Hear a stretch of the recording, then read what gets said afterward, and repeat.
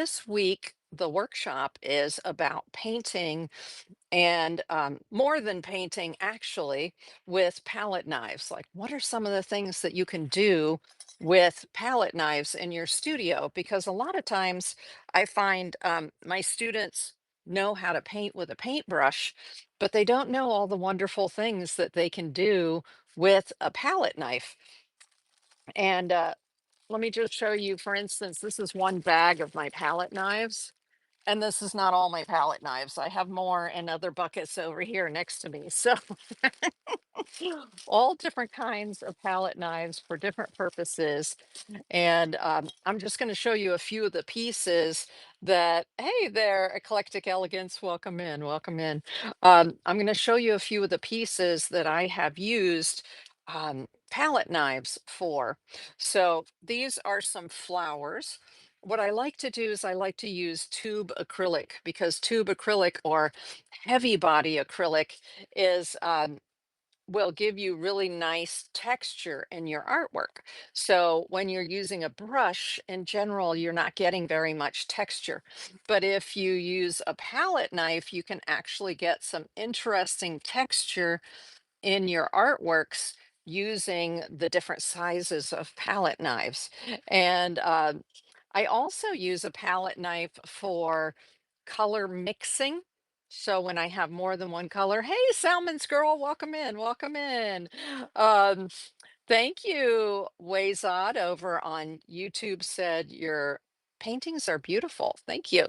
Um, and so I also use the palette knife besides creating texture like this.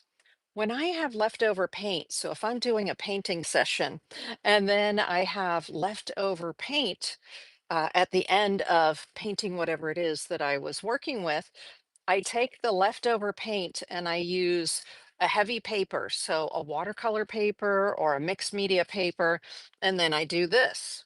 So I use a larger palette knife. Let me see.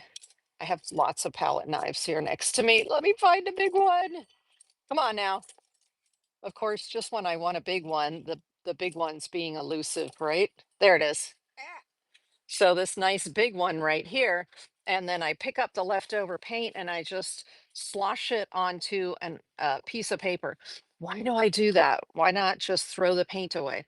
Well, the reason that I do that, one is less paint in the landfill, right? Or down the sink. And the other thing is that if you are a working artist who's working all the time, thank you, George, for your messages over on YouTube. Um, Okay, fantastic. Yes, I will be doing a lot more painting as we go along. Right now, I'm just explaining what we're going to be doing. So you're welcome to pop back in later. Um, so the one of the reasons for doing this, for using up your leftover paint and just putting it on with a palette knife, is that if you work with certain colors, so you have favorite colors and you paint with them all the time, what'll happen is this will then create another artwork. It'll become the base for another artwork for you, and it's in the same color scheme that some of your other paintings are in. See how this one has like those sort of cherry reds and the greens, blue greens. Well, look at that. There it is there too. Thanks for sharing the stream, Salmon's girl. What do you see here? Leftover paint, acrylic paint we're talking about, and I've just put it on this really nice mixed media paper. So that is ready to build upon to create another painting. So that's another way to use palette knives. And then a third way to use palette knives is through a stencil. So isn't that a fun stencil right there? So the same sort of thing, either leftover paint or maybe you're working on a particular painting. So you can use thick paint, you can use gesso, so tube paints, gesso, you can use modeling paste. I'm going to be showing you that in a little bit. And you can put it through a stencil and then you get these really cool designs, right? This is on watercolor paper. This one happens to be, but you can do this on canvas as well.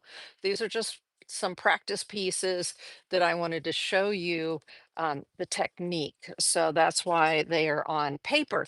But here is a piece that's not finished yet. Oops, sorry about that. I have to lean over for that.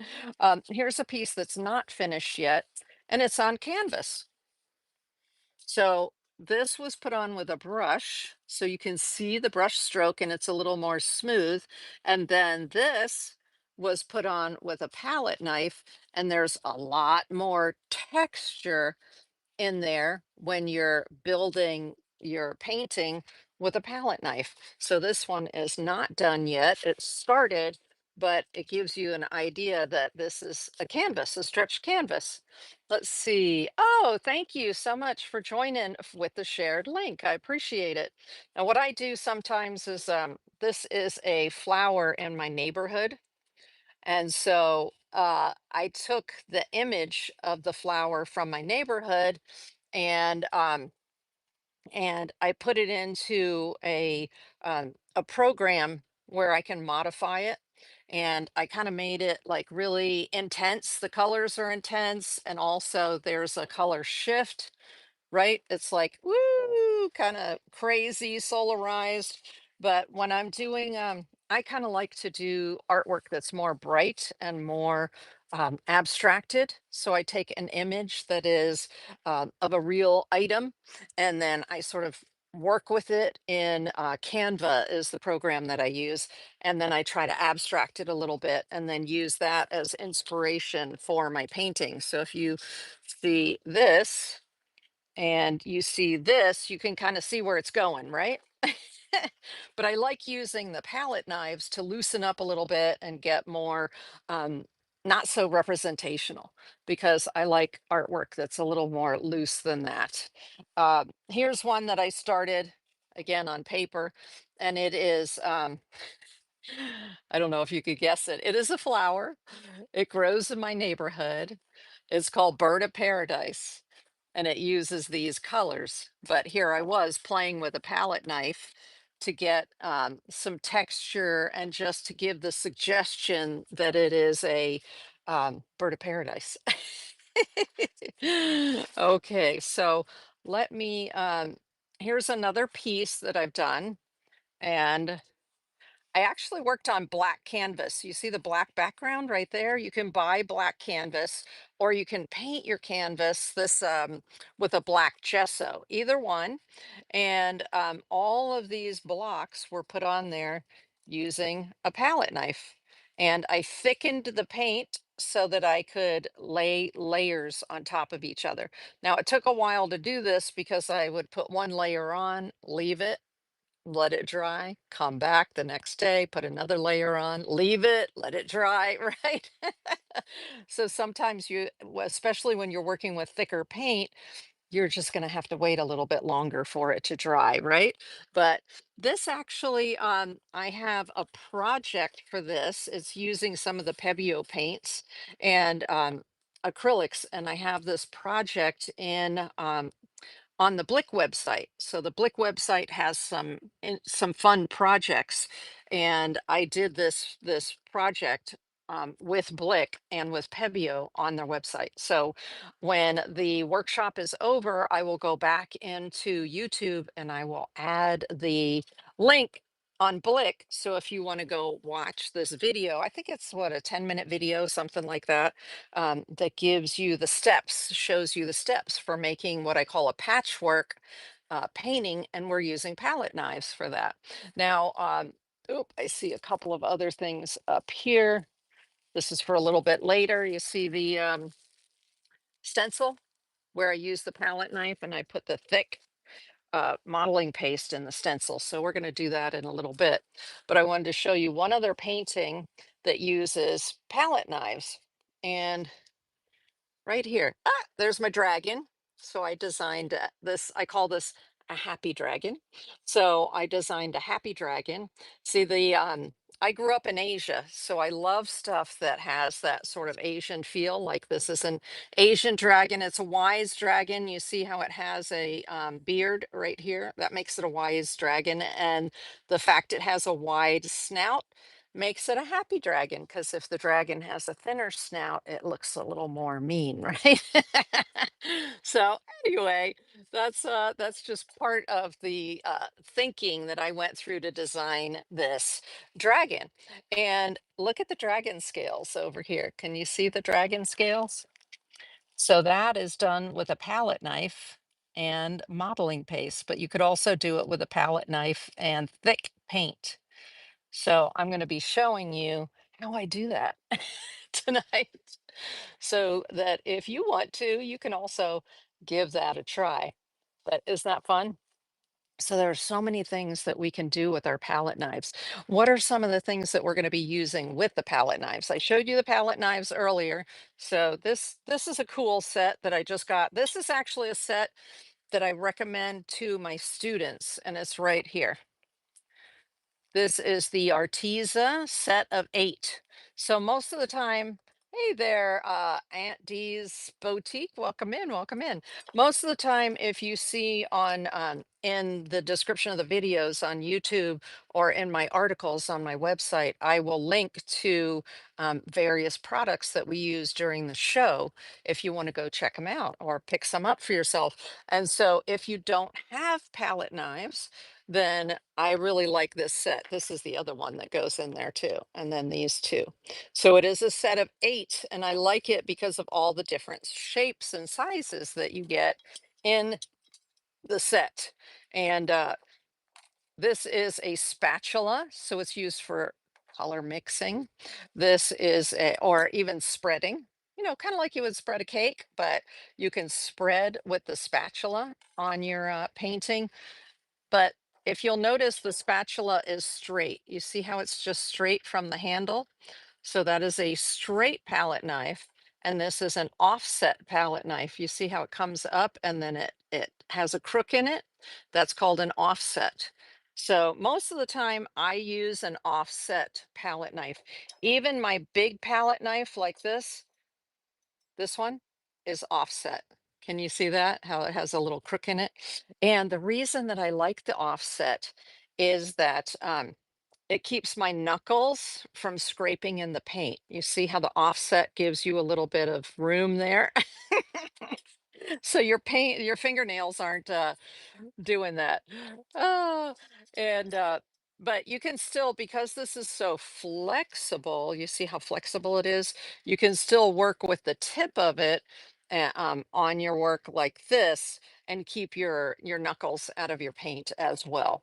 Um, but often you'll see that I recommend the offset depending on what we're doing. Okay.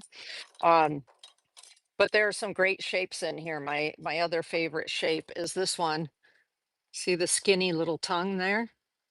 I like to use that for flowers. That's the shape that I used for, let me find it for the flowers here. Yee, where did I put it? Right here. Hold on. That's what I used. See the flowers and they have the long shape right there. So that was the thick acrylic. And then I used that palette knife just like this long and skinny to create those petals with it.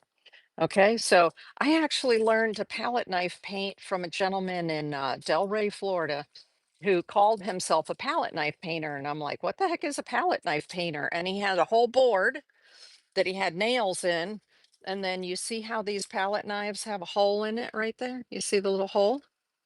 So he had all of his different types, sizes, and shapes of palette knives up on a board, and he would paint whole large paintings on canvas just with palette knives.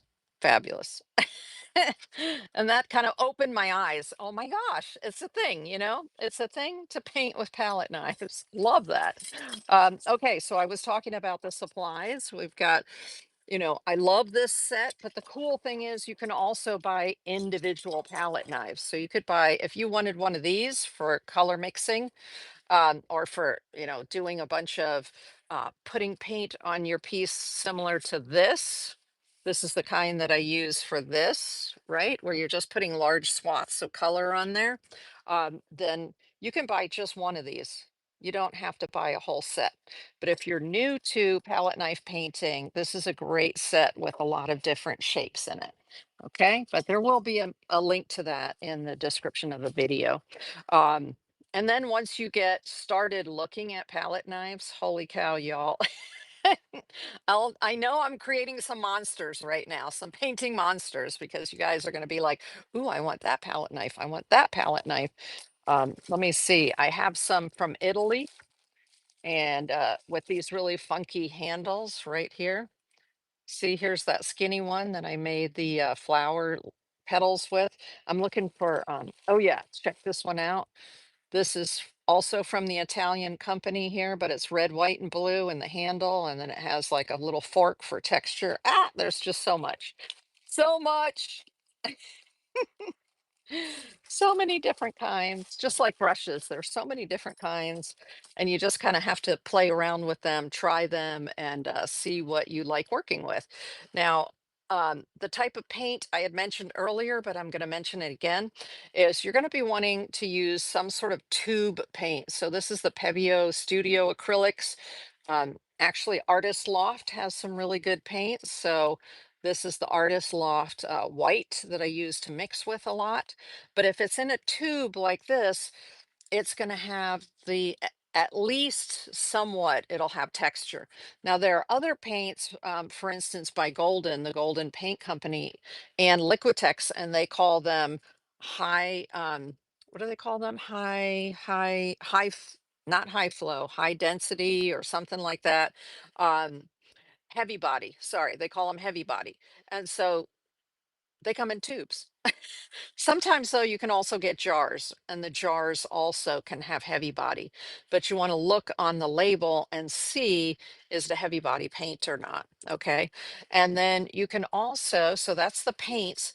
In other words, if you try to use, you can use a palette knife with the thinner paint like this, which is a more fluid paint, if you want to move the paint around your surface, but you're not going to be building texture with a fluid paint like this, right? So this is one type of fluid paint. This one's from Deco Art.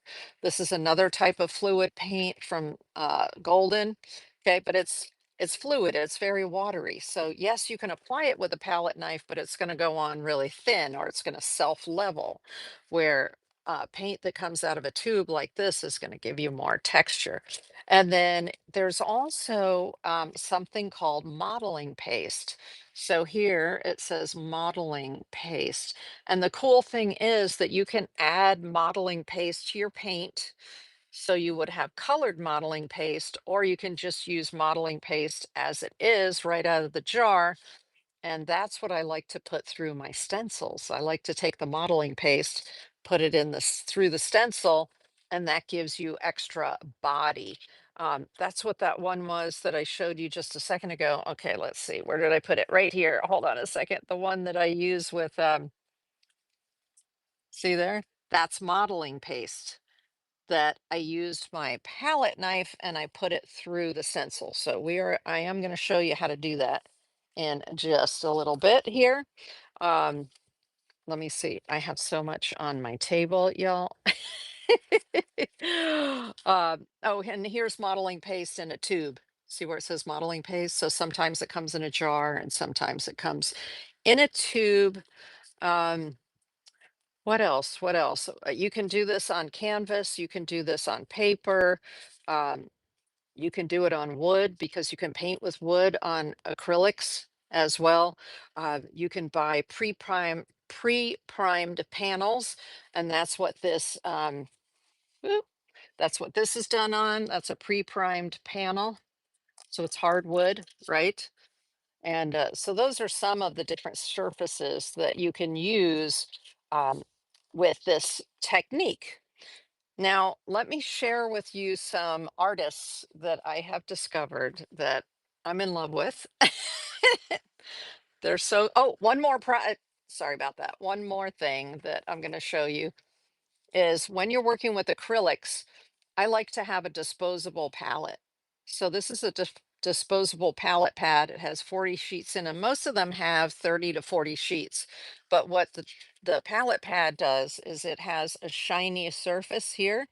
And when you put your acrylic paints on there, they won't soak through. So we're definitely going to be using that tonight, along with some paper. The other thing that you can use palette knives for is collage. So if you look back through some of my older workshops on YouTube, you'll see, and some of my shorts on YouTube, you'll see that I show you me doing some collage. So what I do, I'm trying to see if I have a collage medium here on the table. Probably, but it's buried. So I use, let me see, here's one right here. Nope, that's not one. I use a thicker gel medium, it's called, that comes in a pot. And then I use my palette knife to lay down my collage papers. What made me think of it was I have some collage paper right here. Oh, look at that. There's my, remember how I said I was looking for that earlier? Geez. Okay. Let's go in there. Yeah, so I have some collage paper here, and I can also show you how to collage something onto there. And that's my palette knives are the workhorse for my collages as well. Some people prefer to use a brush when they collage, but I prefer to use a palette knife most of the time. Okay, I have some extra papers here. Let me get them out of the way. Okay, now I am ready to talk about the artists that are my inspiration for today's workshop. And what I'm going to show you is their Instagram information. And then when the workshop is over, in the description of the video on YouTube, I will put links to them. So if you want to go check out their YouTube or their Instagram channels, you can. And I think the second one also has a YouTube channel. I'm not sure if this one does or not, but this artist right here, her name is Olga. Oh, I can't even pronounce the rest of that. Something art. Okay. And she is actually located in Naples, Florida. So that's about 2 hours south of me, 2.5 hours south. I'm a little further north than that. And here are some examples of her artwork. And you can see the texture in there. I'm going to give you some bigger photos here in a second. This is a lotus blossom with some lotus pads, flowers, trees, right? Like a riot of flowers, but it's very textured. And the way that she creates that texture is that she uses a palette knife. So on her Instagram, this is an Instagram reel, and her hand's actually right here with a palette knife in it.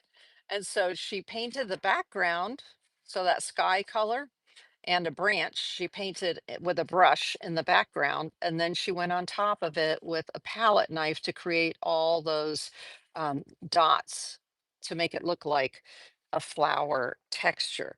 And then here is another one of hers with the water lilies, but you can see tons of texture there in her artwork with the water lilies because she's using a palette knife. And then this is my favorite one of hers that's recent. And that is, you see all the color there? Holy moly. Absolutely gorgeous. You recognize it as is it's abstract expressionism, but you recognize that there's a horizon. This looks like it's a sunset. You see the colors here. This is probably water, right? So it gives you the effect of a landscape, but it is very abstracted and there's a lot of texture in there. And so that texture is created with palette knives. Isn't that cool? I don't know. Not, it may not turn everybody on, but man, woo, I love that because I like expressionism and abstract expressionism. Those are my things. Now, here is a gentleman who, oh, and she is painting in acrylics. So now I'm going to show you a gentleman on Instagram who paints in oils. So you can use this technique with your thicker acrylic paints and your thicker oil paints as well if you wanted to. But we're going to do it tonight with acrylics. So this is Richard Musgrave Evans, and he is an Australian artist. So let me show you his work. And here he is actually, here he is at his canvas, and he has a big palette knife in his hand, even bigger than this one. And he's working on this big canvas right here. But there's one of his pieces. There's another one. I'm going to show you some bigger versions as well. Okay, but that's much more like those loose sort of, you can get straight lines, but you're pulling the paint, and so you get this really beautiful kind of blending of the colors and streaks of color where if you were just using a brush, you might not think to do that. But when you're using your palette knife, all kinds of fun things can happen. So this one, what did he call this one? Coastal River Outlet, he called it. And so that, again, abstract expressionism, but you know it's a landscape, you know there's water there, you know there's sky and land, right? But it's just very loose. And that's achieved through using big palette knives or palette knives. There's another one. Awesome. Love his work. Now, you can be a little more realistic. Even with palette knives, you can do houses, you can do, in this case, he was doing trees. He put in the background first, and then he came back on top and did some trees. So when you look at it, you know that it's trees. I think he said he called it gum tree, right? Let me see. Gums in morning mist, he called it. So that's gum trees in the morning mist. But he built the background, and then he came in with his palette knife and very loosely put in some trees there.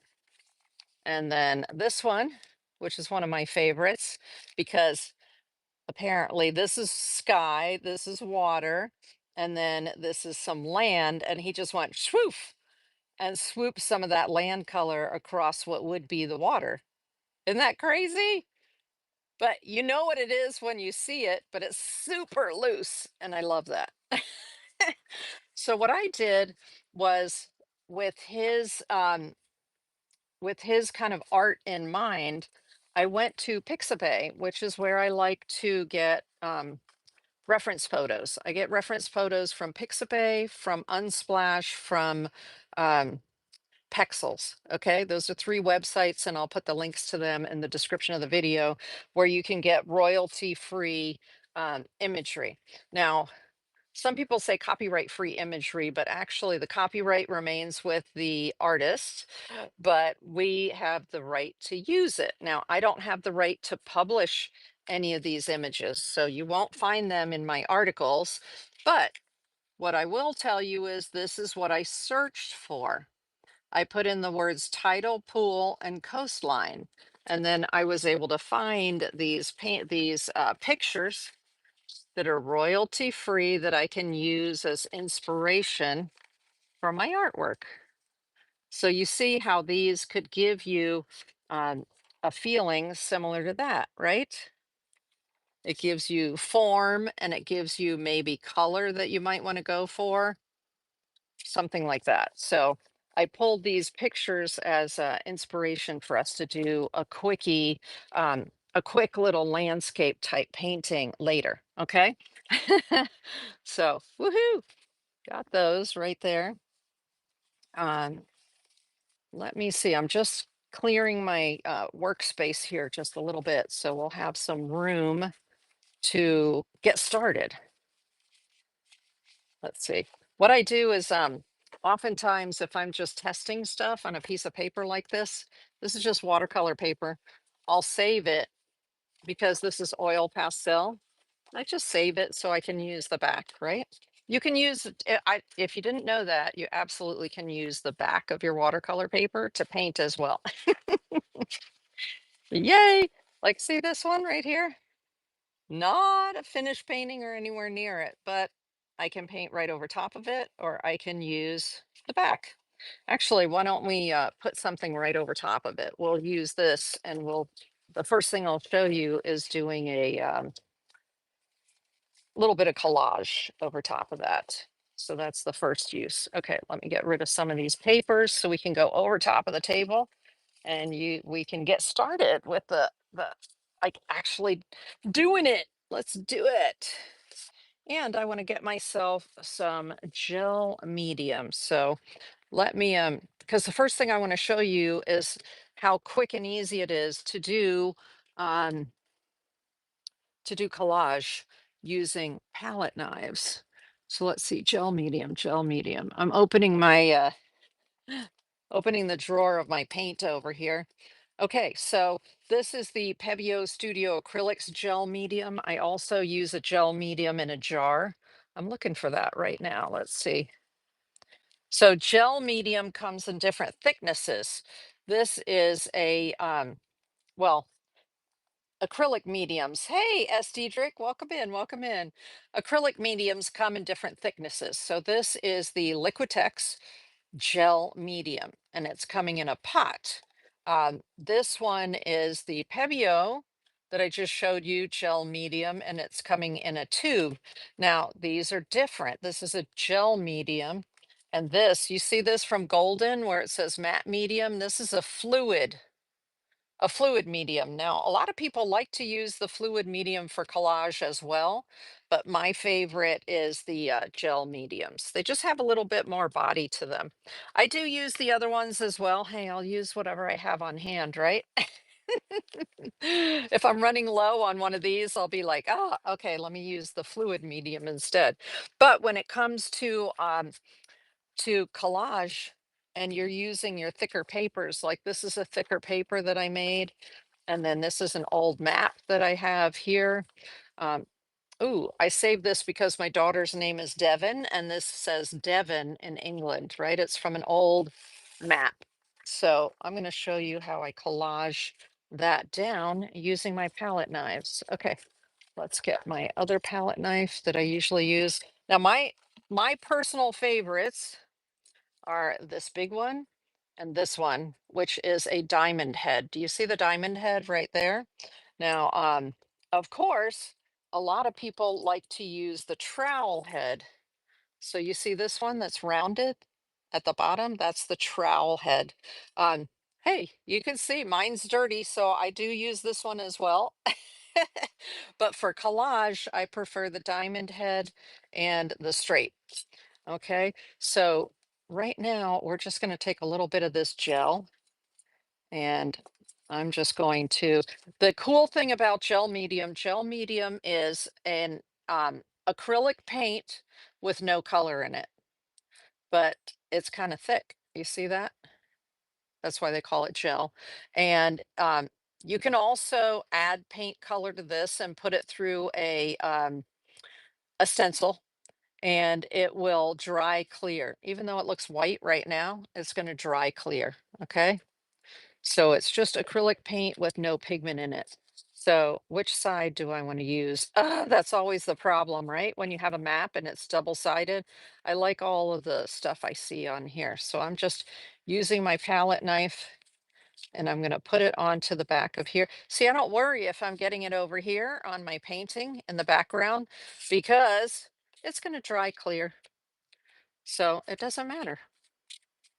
And if I am concerned about the background, then what I do is, you know, those annoying inserts you get in the mail, right? And it's like, you know, get a hamburger, go to your local grocery store and buy whatever. Um, I use those and I will do my collaging on top of it. And once I've got the medium that's all on the outside here, once that medium is all over that page, I just flip the page and go to the next page of one of those inserts. I'm looking to see if I have one right here or not. I know there's one nearby, but I just don't have it right this second. So um, what I'm going to do now is flip this over and I'm just going to put it here. I'm just doing the beginning of a collage because it doesn't matter what's underneath the collage. I can always cover all of that up, all of that experimentation up with collage papers, right? So just like that. But you see how quick and easy it was done with a palette knife, y'all?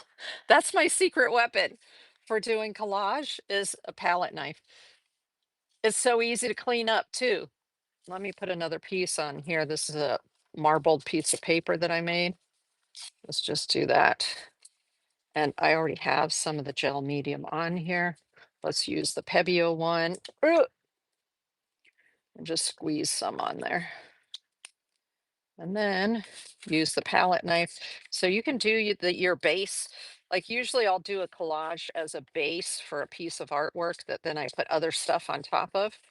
And you can create your collage in just a couple of minutes like this. Just a couple of minutes. That's all it takes. I'm looking to see, of course, I have a gajillion really cool papers next to me. Let's pull this one out right here. And I love this paper. It has little pieces of Thai newspaper in it. So I think this particular paper is made in Thailand, but it gets a little translucent when we put it on. Oh yeah, also um, Salmon's girl, who may still be in the chat on whatnot, she loves to buy my artist paper, right? That's the paper you like to buy. And so I love this paper because you can put it over top of another paper. So if you're on Whatnot and you go into my bin, the Buy Now tab, there is, if you type in supplies, you'll see that you can get supplies like pieces of paper like this that I customize the grouping and send that out to you. But what I like about this particular paper is you see how you can kind of see through it like that in order to see the map underneath it. So very cool, very cool. But you can see how quickly I can build a collage and then start doing something on top of it, right? Easy peasy, just like that. If you don't have a big palette knife like this, just use one of the smaller ones like this. It does exactly the same thing, just takes a few minutes longer, that's all. Let me grab a paper towel. Ah, sacrilege not to have a paper towel in my hand already. Right. Okay, so that is as easy as it is to clean it up. And I much prefer this to having a big brush that has tons of gel medium in it. And then I have to go clean that gel medium brush. No, no, no. I don't want to do that. I want to just take this, do my collage, and then go on to the next step. Even if the next step is painting, that's okay. Now, the next thing we're going to do, that was using gel medium with a palette knife. Now let's do a stencil on here, okay? Now I want this to be a little bit drier so my stencil doesn't get all gunky. So I'm just going to dry this up a little bit like that. But you see what I mean about reusing your experimentation? If you don't like where something's going, just cover it up. Get yourself some gel medium and just cover it with collage. Okay, that's why I know there are others of you out there just like me, and you save tons of paper, right? Like sitting right next to me, I have just piles and piles and piles of paper. Um, Papers that I've created, papers that I've bought, old napkins with the designs that I like that I pull apart. Um, Here is a piece that I've done. This one's called Blind Love.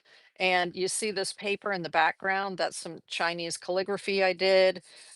This is a sketch that I did, blind sketch, and a stamp that I did, paper, and I just collage it all on there as a start. It's a great way to start your paintings.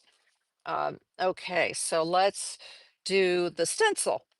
Now I'm so excited. I love to do the stencils. And there are a couple of things that you can do with the stencils, like I showed you earlier. Look at these. Aren't these gorgeous? Oh my gosh, y'all. I just got these like yesterday or the day before. It's a Chinese company and they sent them to me. And this little ring came in the package. Let me show you. You can just undo it. And it came in the package undone, but it's nice because they put the holes in it. This is large, so you can do it on furniture, you can do it on your wall. They are amazing. And then they give you this in the package so that you can put it on in the hole and keep them together. But then you can easily take them apart. Isn't that cool? Love that. I was not expecting that. That was a neat little addition in the package, but it's what you get when you order them. So you can keep them, hopefully, you can keep them in order, right? But these are large size, and you see the design on there. You see how nice and big the design is? I love that. But then at the same time, you can just use, here's another one where you can only use part of it if you want to. And you can get, you see this little tiny design over here? So if I want to use a part of a design and there's something else right next to it, I just take masking tape and cover over the part where I don't want the paint or the masking, not masking fluid, the mm, here it is, modeling paste. If I don't want that to get in, like say these leaves over here, I just put blue tape or masking tape on it. So it kind of isolates that one little bit that I want to put on there. Okay, that's how I use these, but oh, these are gorgeous. And a motif that I use a lot in my artwork is the Queen Anne's lace. So if you look at some of my artwork that's completed, you can find it in the bin over on Whatnot. If you look through there, if you type in the word queen, um, you're going to find a whole bunch of artworks that I do using the Queen Anne's lace imagery. So I'm going to do that right now. Ooh, which one? Which one? I kind of like this one. I think I'm going to do this one right here. Nice. But there's several in here with the Queen Anne's lace. I am loving these. Okay, let me I'm obsessed with doing this in order to keep everything neat and not falling all over the place because normally all my stuff falls all over the place, right? I might get one of those other little quick on, quick offs for this, but for right now, that was nice that they gave it to me in the set. Okay, so what I'm going to do here, I got some blue painter's tape. So I am going to do this and I'm going to put the blue painter's tape here because I don't want to go through those holes. And I'm going to put it here because I don't want to go through that one, right? So that's how you're going to isolate off what it is that you want to um, put your thick paint or your modeling paste through. Okay, so let's do that. Let's say that I only want to go like right here. So I'm also going to tape off this flower right here. And I'm going to basically end. I'm going to just do this with the little stem right there. Okay. So I need to cover up all these other things so that I don't accidentally get it in there. If you're not concerned and you're doing the whole thing or a whole area, you don't have to worry so much about it. Or if you have a smaller stencil, it's just when I have a bigger stencil like this, I like to cover up the areas that I'm not going to use. And one of the cool things about it too is you see how some of this sticky is right here. So that helps you to position it like this. And then you just press it and it's going to hold it down onto your paper. Isn't that cool? So, what I want to do now is use some modeling paste, but I'm going to show you that I add color to the modeling paste, and then I'm going to put the modeling paste through here with a palette knife, okay, with the stencil. So hold on, let me get I need to use my disposable palette, right? So this is the Arteza. I like the one with the hole if I'm going to be, at my easel so that I can hold it like this. Um, and then the other one that I get is the Strathmore, where it doesn't have a hole. So I like them. I like them both for different purposes, right? So let's we're going to use the disposable palette. We're going to put some modeling paste in it because I'm looking for something thick. Okay, it needs to be thick. So let's put some of this out there. I just saw a little bit of the acrylic medium separating from whatever they use to make it thick. So I am just going in there and mixing it in. And then I'm going to put some of that out here. So that is thick. It's acrylic medium, and modeling pastes do not dry clear. Okay. Gel mediums and matte mediums, like I showed you a minute ago. Let me grab the matte medium. These dry clear. So this golden matte medium and the gel medium. This is the Liquitex. And then this is the Pebeo gel medium. They dry clear. Okay. Modeling paste does not dry clear. Just so you know. You go, wait, why is it, covering everything up behind it? Well, yeah, because modeling paste does not come clear. Okay. Just so you know. Now I'm going to put a color in this.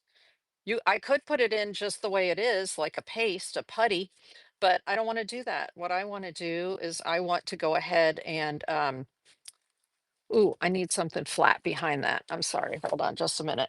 I'm seeing that the paper is bowing underneath here, and the reason is because my table has a seam right here in the middle of it. Dang it. Okay, there we go. So what I'm going to do is I can tint this. So I can tint it before I use it. And let's see, what color do I want to tint it with? Oh, yes. Is that it? No, that's not the one. That's not. Oh, this orange is really pretty. Let's try this orange. So I have the Pebeo orange, and I'm going to just put some of it in with that. Um, right? You have this whenever whenever you're using it. So I'm going to put some color in there, and it's pretty thick out of the tube anyway. But I'm going to add that color so that I can tint my modeling paste. You see that? Isn't that cool?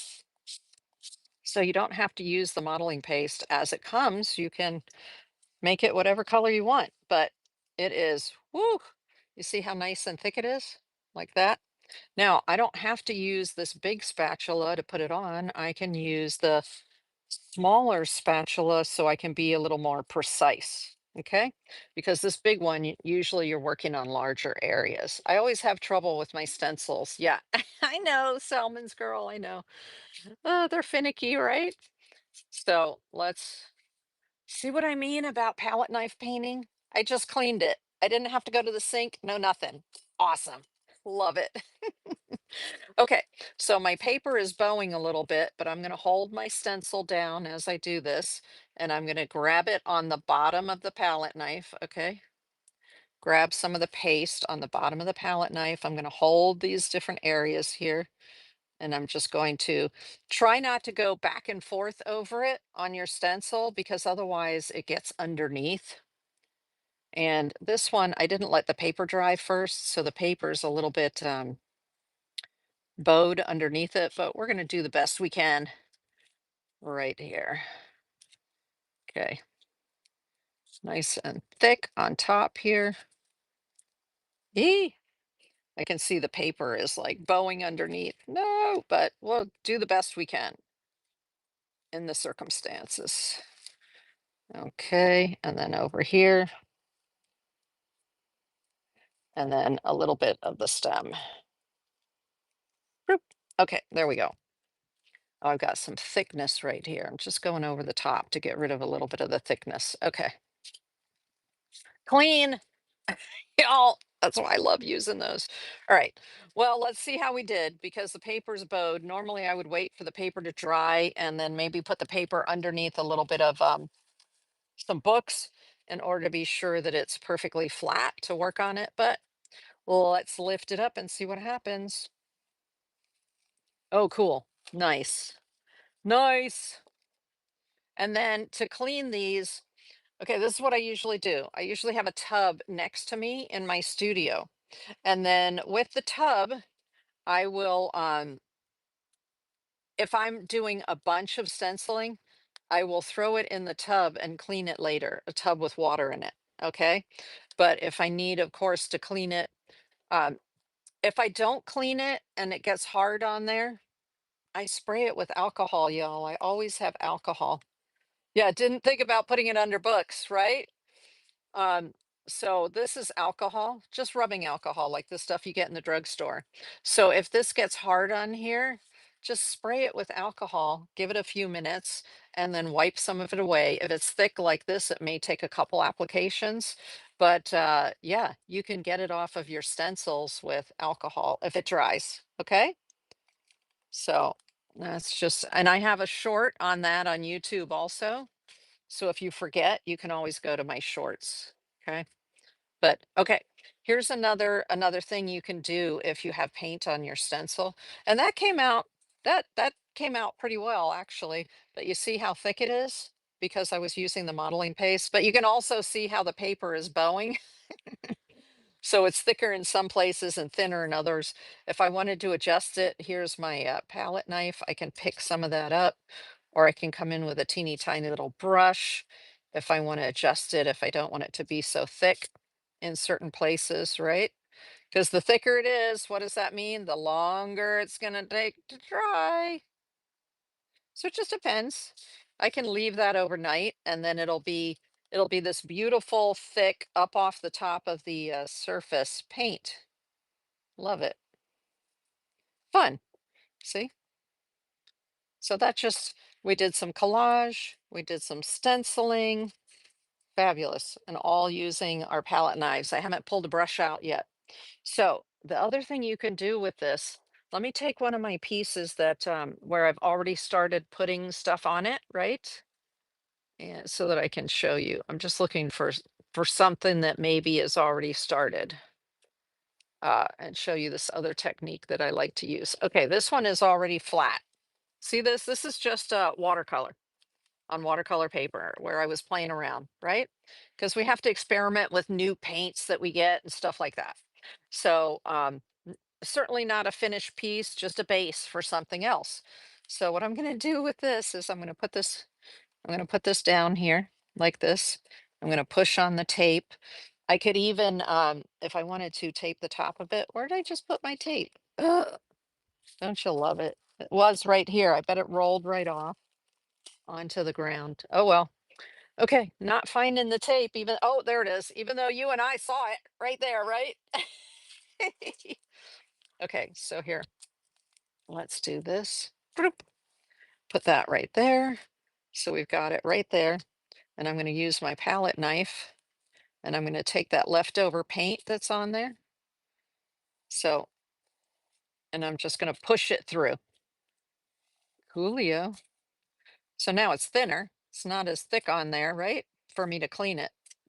And I've just used the same design that I like to use all the time anyway, the Queen Anne's lace, right? Yay. So let's see what it did second time around. Sometimes I like the look of it the second time around. All right, I'm putting the tape back where it belongs. And we're going to pull this up.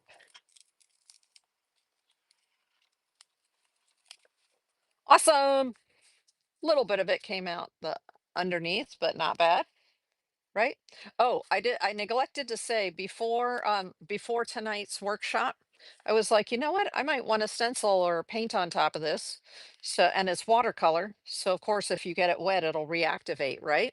So I took it outside and I sprayed it with something called Kamar varnish. If y'all have been with me before, you've seen this, but it's the Krylon Kamar varnish. It's non-yellowing protection for oil, acrylic, and watercolor. So if I want to lock in a watercolor before I put other water media, acrylic media on top of it, then I just use a couple of coats of Kamar varnish. And that way all this color doesn't, try to come up through what it is that I put on there. So not bad, not bad. There's still even some texture out of that too from the modeling paste. Isn't that cool? And then there's less on here. Now I can also take this and put it in another area here. This is another trick I do. And then I just use my paper towel and I'll rub it through like this to get more of the excess off. And then it's not putting it on as thick, but it's also putting it through the stencil and using up more paint, right? Without having to put it down the sink. There you go. Let me bring it up so you can see there. You see that right there? Cool. So that's a couple of different techniques using stencils. Now let me move this out of the way and let's see if I can get this clean. So one way that I clean this is I will take I'll take this. See, I'm not going to use that. Ooh, am I going to use that right now? Let's see. Okay. This is why I always have like spare paper sitting around.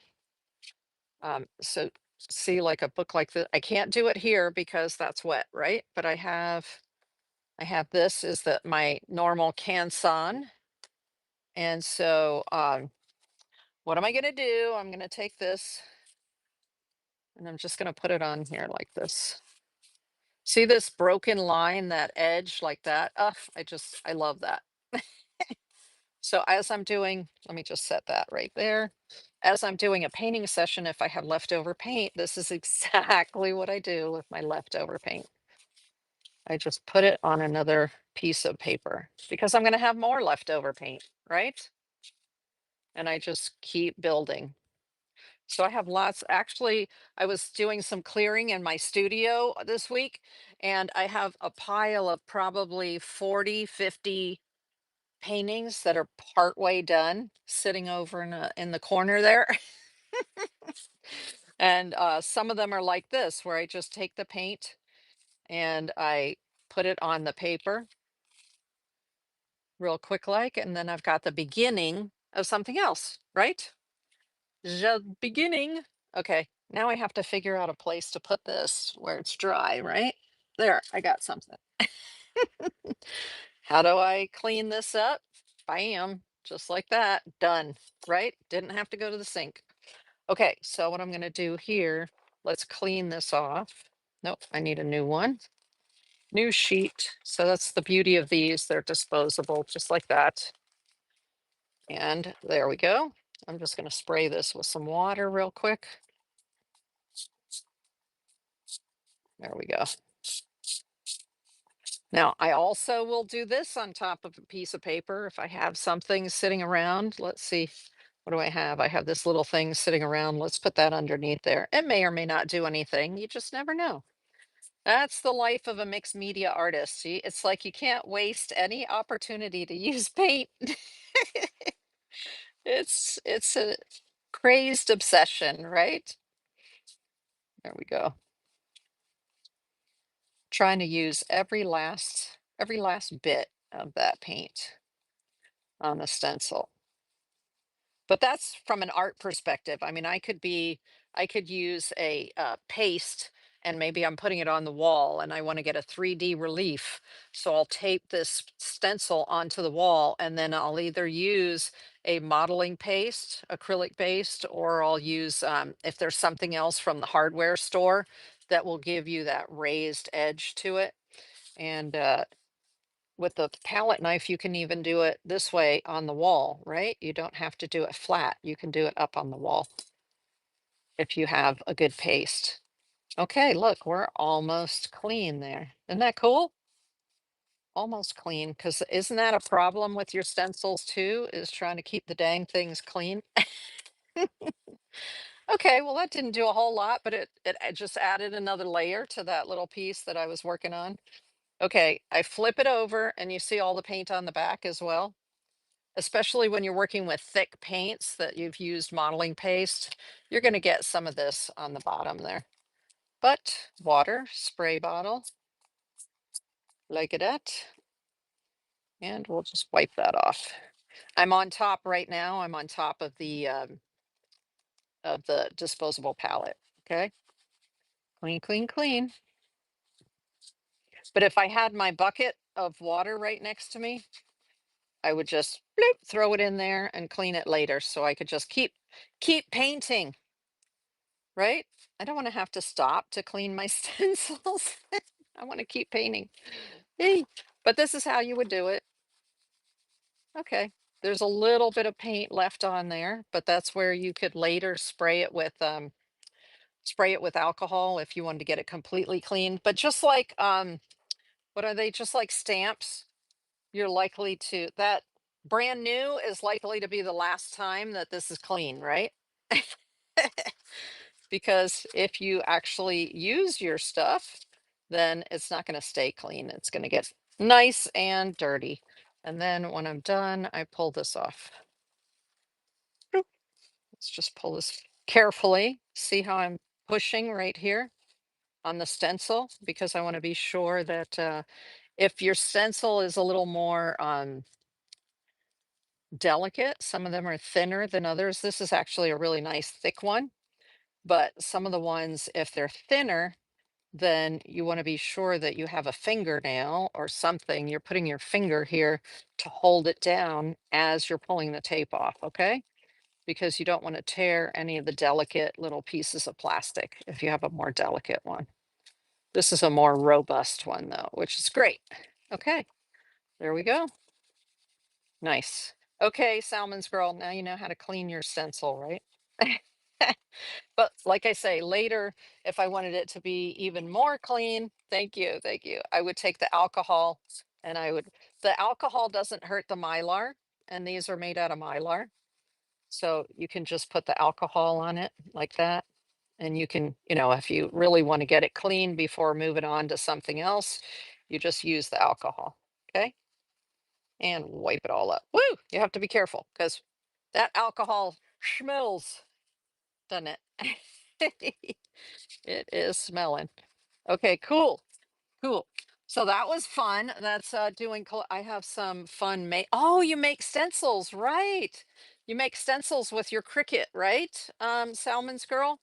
That is so cool. I love that. Yes, yes, yes, yes. So if anybody is on Whatnot and wants a custom stencil, hit up Salmon's girl because I know she does the acetate stickers as well as from what she's saying, she can also make the Mylar stencil. So hit her up if you have an idea and you want something. That is so cool. Thanks for telling us that, Salmon's girl.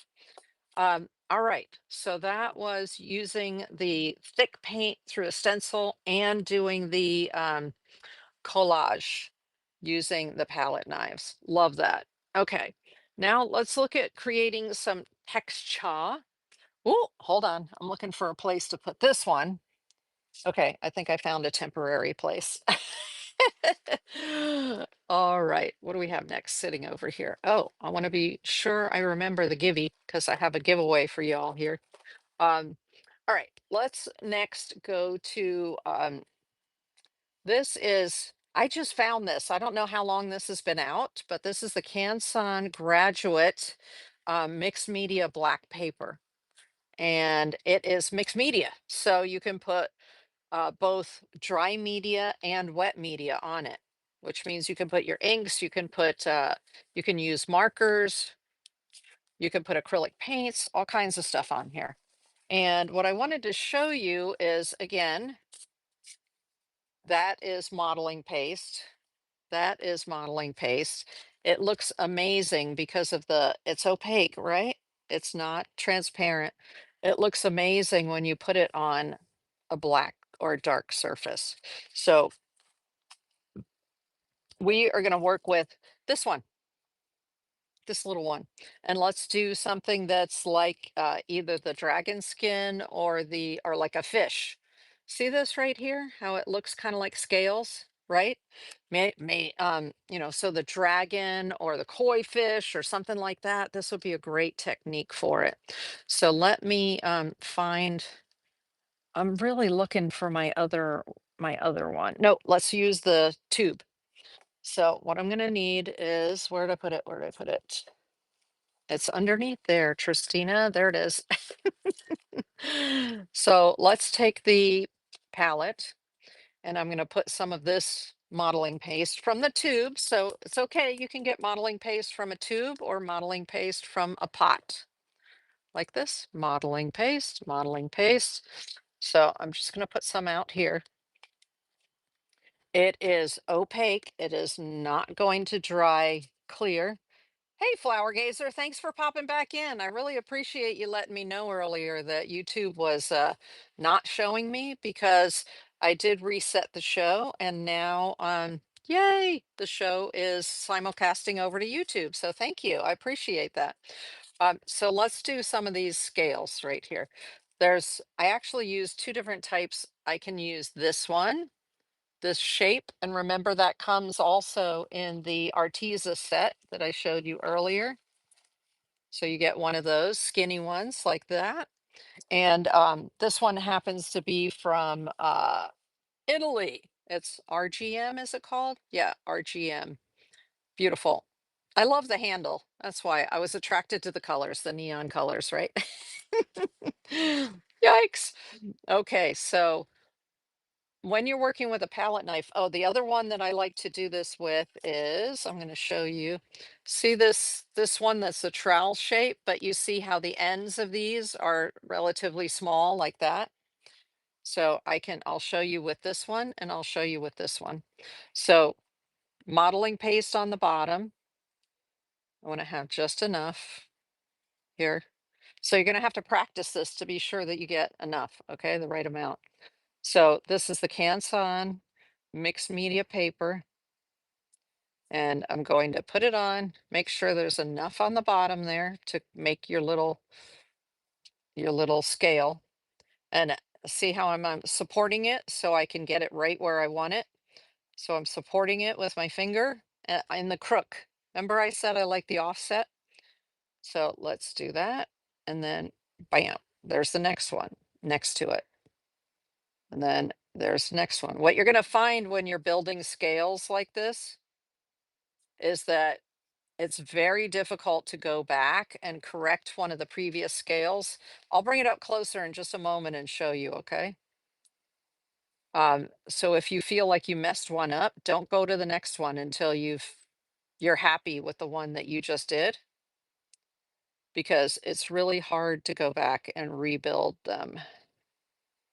Especially because usually I'm doing them on top of each other. So there it is right there, the first little row. And then we do the next row down. So kind of on top of that. So you could see how this would be cool to create like the fish scales or how I created the dragon scales. We'll get back to the dragons, so don't worry. Okay, there we go. Another set, right? But once I've created this set, it's nearly impossible to go back to the first set and try to correct something. That's why I said watch it as you do it, that you're just getting a little bit on the bottom of the palette knife like this, and then you're pushing down to create those little scales. And another one right there. Ooh, that one wasn't quite right. So let's do that one again. And it's going to be a little bit thick. And so it's going to take a little, like, it could take as much, well, I'm in Florida where it's humid, so it could take as much as 2 days for it to dry because of how thick these are. Okay. So we've got a little grouping of scales going there. Now that was using this one. The other thing that I like to do with this one with some of the thicker paint, oh, I got rid of the orange paint. Okay. So let me just use this, is I like to do long petals. So if I'm doing petals, then I can get this really cool rounded top and like long petals. So if I want to build texture and create like maybe a daisy or something like that, I can be picking this up. See how I'm holding it a little differently too? And then that lets me build a flower potentially like that with texture. And I can do it with the modeling paste or I can do it with a thick paint. So let's do it with, let me see. This one, it's pink. I love these Dyna paints. That's what I have for a gibby tonight, is some Dyna paints here for y'all from Pebio. Thank you, Pebio. So let's put a little bit of this tube paint so it's nice and thick, right? And this is a paint that has shimmer in it. Yee! Love the shimmer. And so I'm going to take it. Let me make sure you can see that. Yep. Oh, look, I'm already done with the paper towels I was using. That was fast, right? So here we go. Clean, right? Clean. So I love working with with palette knives. Oh my gosh. Okay, so this is that beautiful thick studio acrylic from Pebeo. And now I'm getting some on the back of my palette knife. There's a little, can you see that little tip right there? I don't want that. I want it to be rounded. So I'm getting rid of some of that tip. And then I'm going to go here. I'm creating the petals. So you're going to have to play with this to get the right technique to scoop that thick paint up with your palette knife in order to get the shape of petal that you want. So let's do a small one here. The cool thing about this shimmer paint, the Dyna paint from Pebeo, is it's a duotone. So underneath this pink is a bluish purple. And I'll bring it up close and show you in just a second so you can see. So against the black, it has this really cool duotone effect. You see it right there? Let's see if you can see like the blue underneath there. Isn't that cool? So that's like that one artist, the first artist that I showed you earlier she's using various palette knives with different tip types, sizes, and shapes in order to create three-dimensional flowers on top of her artworks. Now, that was this one, this long, skinny one. Let's use this one right here. I want to get out a little bit more of that modeling paste, which I put where? Oh my goodness gracious. How do I do this to myself? Didn't I just use it? It's right here somewhere. All right. Let's see. Not there, not there, not there. Uh, I crack myself up, no doubt. There it is, right there, right in front of me. Okay. Hey there. Thanks for joining Crafty Chaos. Welcome in. Welcome in. I'm showing how to use palette knives for painting tonight. So right now we're working on techniques, and then in a little bit, we are going to actually paint something using the palette knives, a landscape. So this again was the white modeling paste. So I'm going to put a little bit more out and use your supplies, y'all. Don't be stingy. Okay. Paint manufacturers make this for us to use. So it's okay to paint thick and to have fun. All right. So now different palette knife. This is the trowel shape right there. But it has this nice thin top to it. So we're going to do the same idea with the scales, okay? Where I'm going to put some on the tip. Oop, I have too much. See, it's going down too far. I don't want it that far. There we go. I just want it near the tip and a little too much now. There we go. So now I'm going to use this one. Ooh, my coffee is casting a shadow. Stop it. Okay. So this one is actually a little skinnier at the top than the other one was.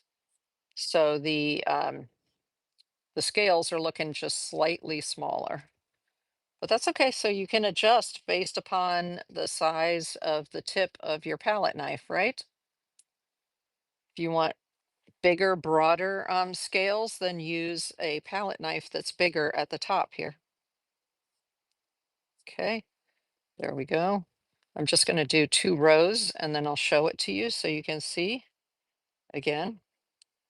I love using the dark paper because behind it, you get to see that dark color coming through. And it doesn't have to be black paper like this mixed media paper. It can be a surface that you already painted. And maybe it's a dark green or a dark red or something like that. But when you're doing this process, you're going to see some of that back behind it. I'll show you that in just a moment. Okay.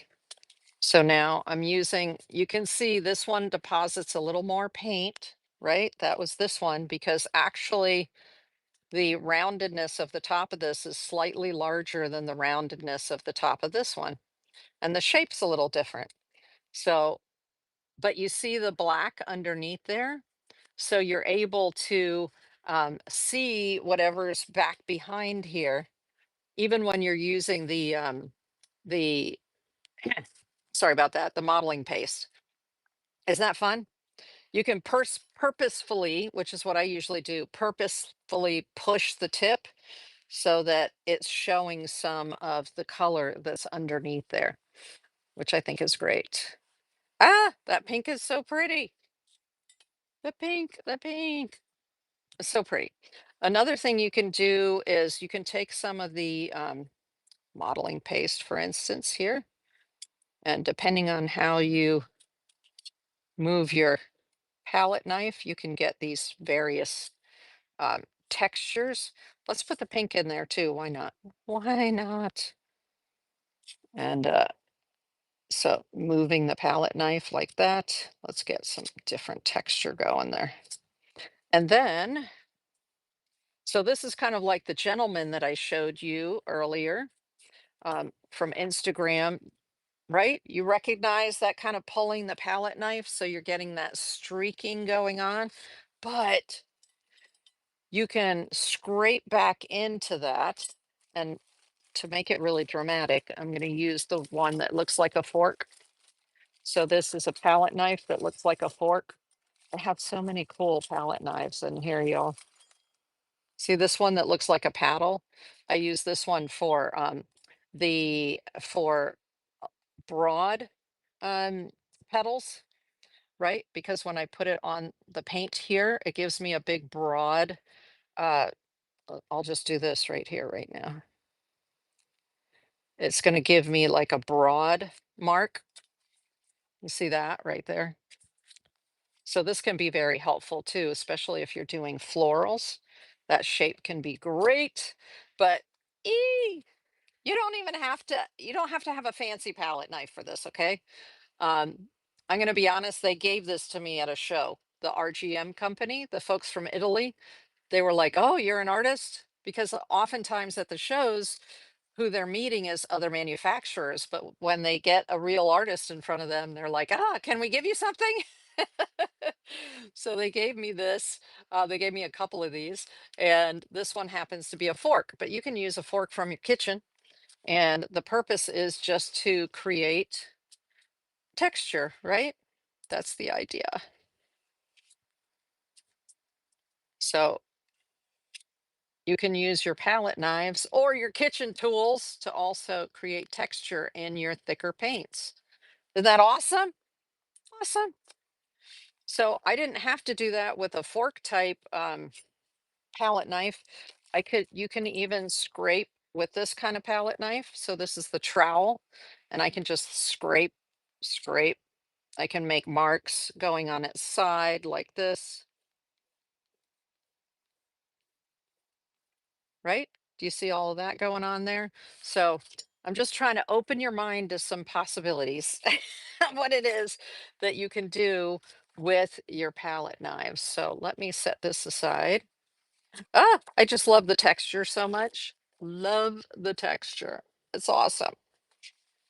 Okay, now I have to find another place, another dry place for this. Oh my goodness. There we go. Set it aside to let it dry. But that was the Canson Graduate Mixed Media Black Paper that I just bought. That's the first time I've used it. So isn't that fun? Um, all right, so let's look at then um, let's look at this guy.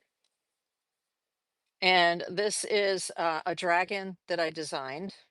And then using the palette knife and the modeling paste, I was using this Pebeo modeling paste here. I created the scales for the dragon all here. You can see all the texture, right? And so that texture, I'm going to show you one that's in process right now. Yee. I'm going to show it to you where I'm putting one on a black background. So it's really obvious. Do you see that? So this is exactly what I just showed you with the palette knife and the modeling paste. This happens to be I did my outline on black canvas. So I bought this canvas already black. But you could just paint a color and then do this process on top of it. But you see how I'm creating the scales, and I would just keep going down here until I'm done. And then, oh, now I have to find out where to put that. So I actually created a project for Pebeo. I did this design for Pebeo when I was doing a demonstration of their paints. So on my website, I will, when I write the article for this workshop, I will put this reference material for you. Okay, so you'll get this picture, which is the piece that I created. You'll also get this outliner. So this way you can use it either as inspiration or you can literally transfer it with transfer paper. And that way you can also try that technique with some modeling paste if you're interested. Now, in order to get it to fit, in order to get the image to fit on this 12 by 12 canvas, I had to increase the size by 1.25 or 125%, just so you know. That if you wanted to do one like this too, I had to increase the size a little bit to get it to fit on the 12 by 12 canvas. All right. And on this black canvas, you can actually get transfer paper that's white, which is what I did. And then I went over it with a white pen. And the reason I went over it with a white pen is when you use transfer paper and then you're working on top of it, and if you do this with your finger, it comes off. So it's like a chalk, and it's like, wait, no. So I went used a white pen over top of the outline in order to do that. But this reference material will be in the article on my website in a couple of days. Um, and if you don't know my website, let me put my information here so you can take a picture of it real quick.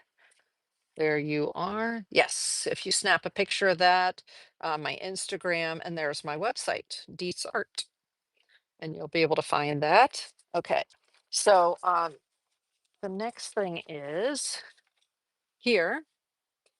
I wanted to show you that when you create the texture, so I created the texture just like this one right here using the white modeling paste. And then I went back in and I just used acrylic paint. So right out of a tube like this, oops, come back here. I just took tube paint and I did use a brush because I needed to get down inside all those little nooks and crannies, right, of the scales. And then once it was all down inside there, then I used gold paint, right? And the easiest way to do it, y'all, is with your finger to do the highlighting. So let's do a little bit. Let me find, I'm just looking real quick for the gold that I used. There. Okay. It's the Pebeo gold also. So what I'm going to do here is I'm going to put a little bit of gold out. I'm going to show you. But because you only want it, you want to draw what's called dry brushing it. You want to just put the gold across the top of the texture. And you can do this with actually any color, right? So I could have created the flower texture and then maybe I want silver on top of it, or I want some other color just hitting the tops of the texture, right? And so in this case, let me do this. I'm going to put a little bit of this. So this is just gold acrylic paint, right? I can use, this is the Pebeo tube gold, but there's also these really cool buffing golds. So this is not this one. Let me look, this one right here. So this is a Craft Smart and it's more of a buffing gold. Let me show you. You see that? It's a paste. So you see, you put that on there and then I can just go right over top of it. And now what I'm doing is I'm highlighting. Oh, it's so cool, y'all. Look, I'm highlighting the texture. You see that? And this texture I did using,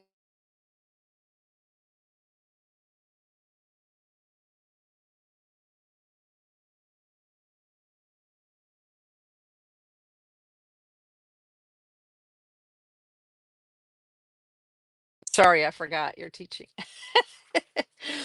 So now I'm going to use my finger again and I'm going to dip into the just acrylic paint. So you don't have to have the rubbing paint. If you have some regular paint, you can just use the regular paint.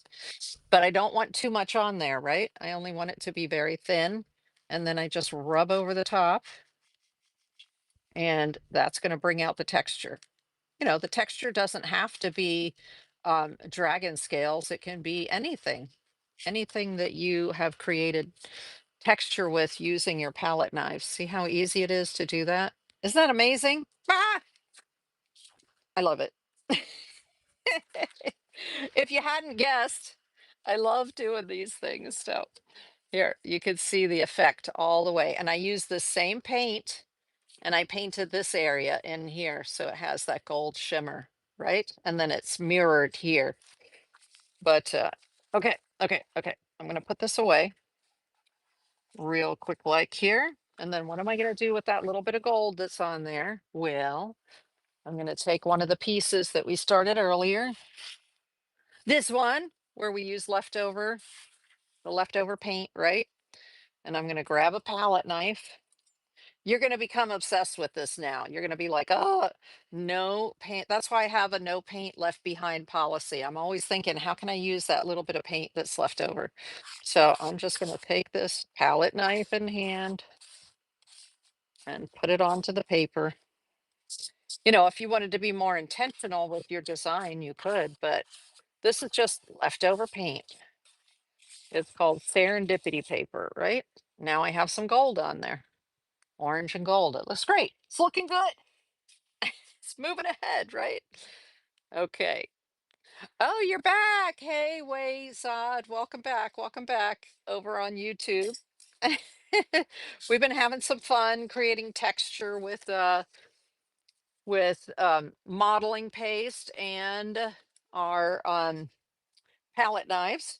But right now, what we're going to do is one of those quickie paintings in the style of this gentleman. Oops, that I showed you earlier.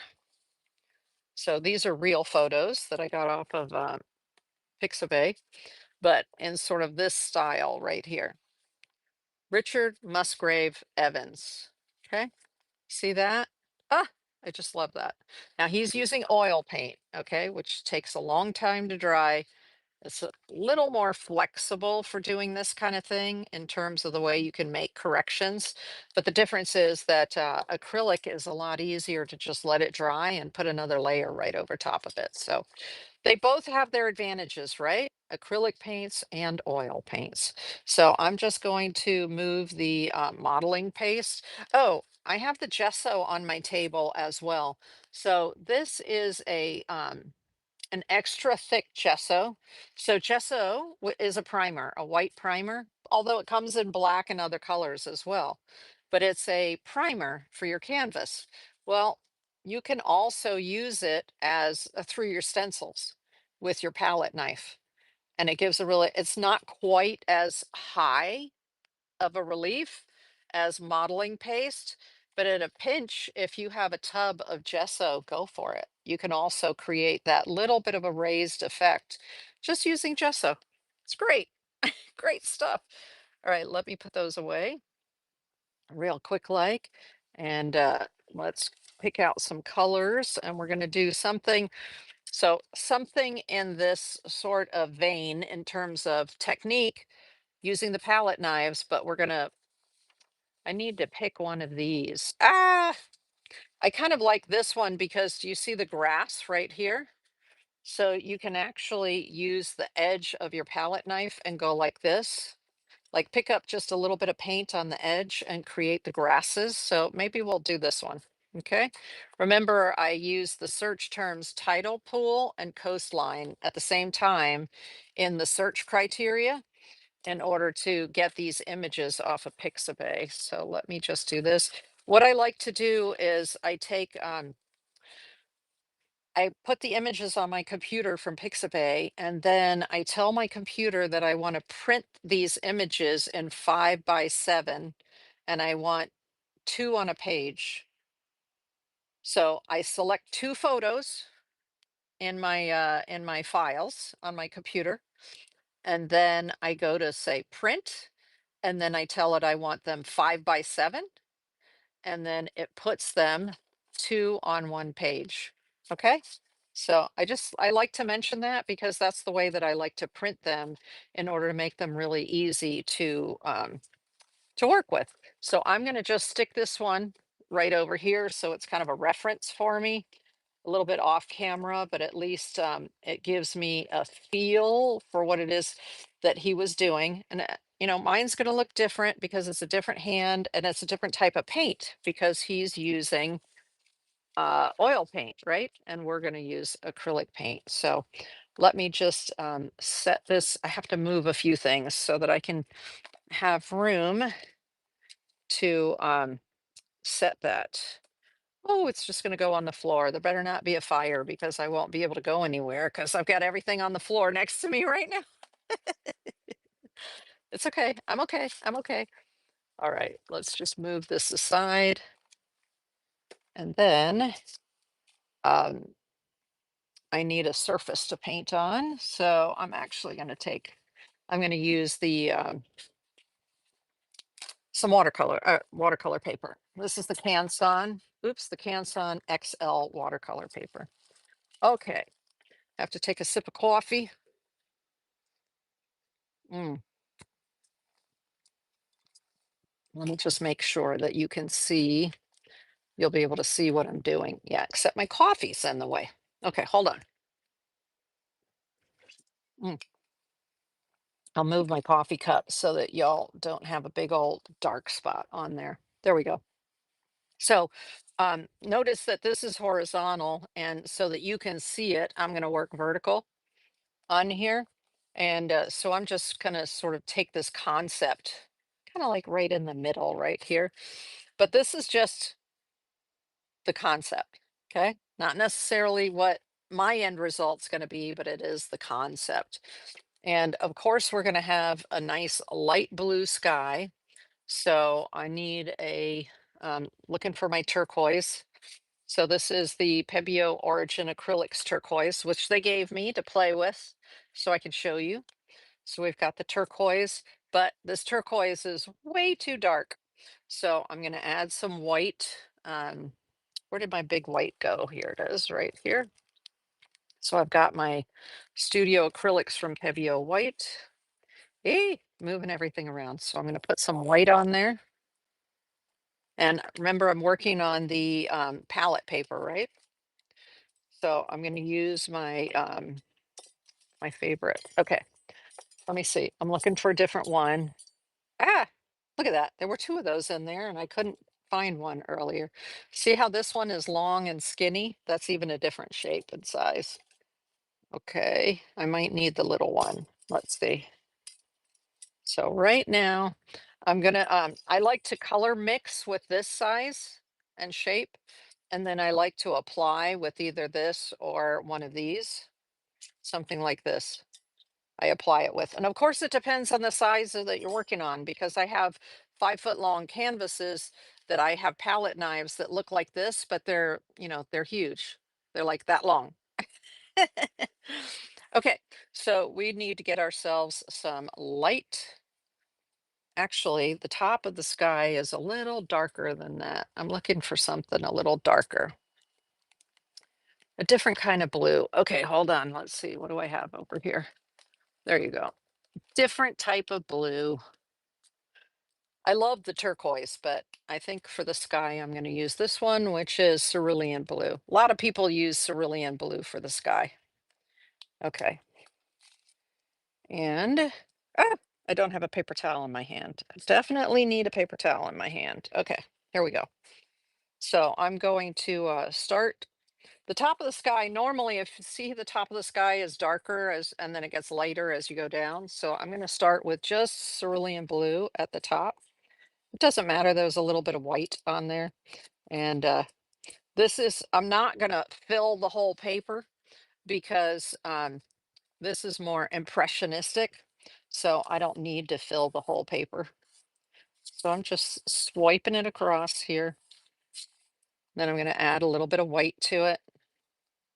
You can either mix directly on the surface or you can mix on your disposable palette here. Either way, there we go. Beginning to get a little lighter as we go down, right?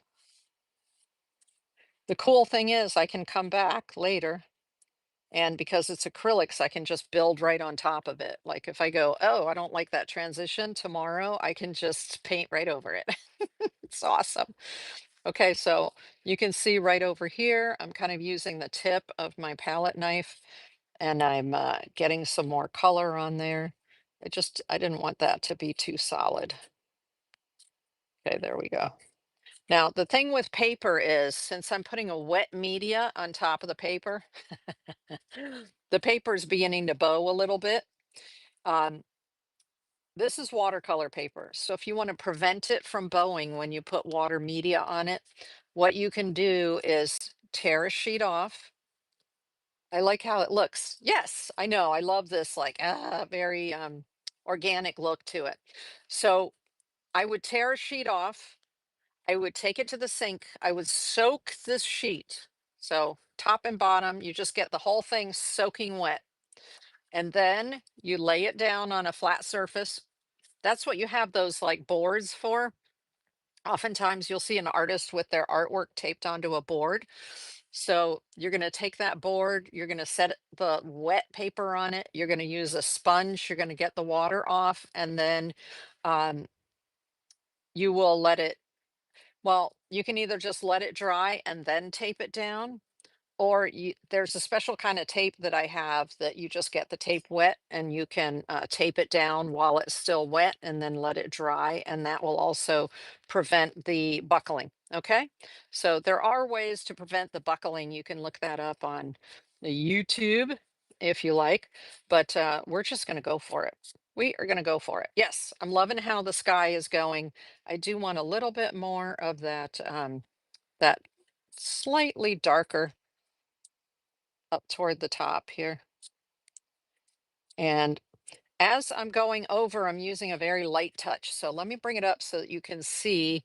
Can you see how it's like skipping and it's creating little lines there? Ah, just love it. Love it.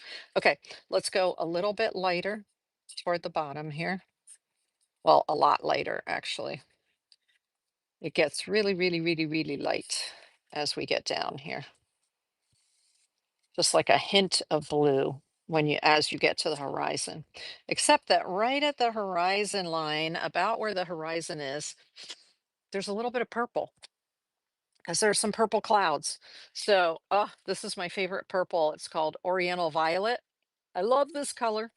And so we're going to put this out on there and we don't need much, just a little bit because we're going to of course, it wants to jump right out of the tube, doesn't it?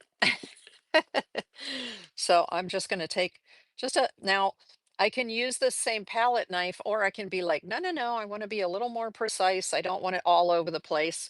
So what I'm going to do instead is I'm going to take one of the smaller palette knives or, oh, why don't we, for a cloud maybe to go across like that? This is probably a better one. I'm going to take a little bit of the white and blue. I'm taking that purple. So it's just like a hint, right? It doesn't need to be too dark, but it's varied. You see the variation of the color there? So I'm just going to take this and I'm just going to sort of go like that. So we've got some clouds going on. That is so cool. I'm just sort of looking at what I see here. Can you see the purple clouds right there? Just above the land. That's kind of cool. But because I'm an artist, I may want to add just a little bit more of that in there.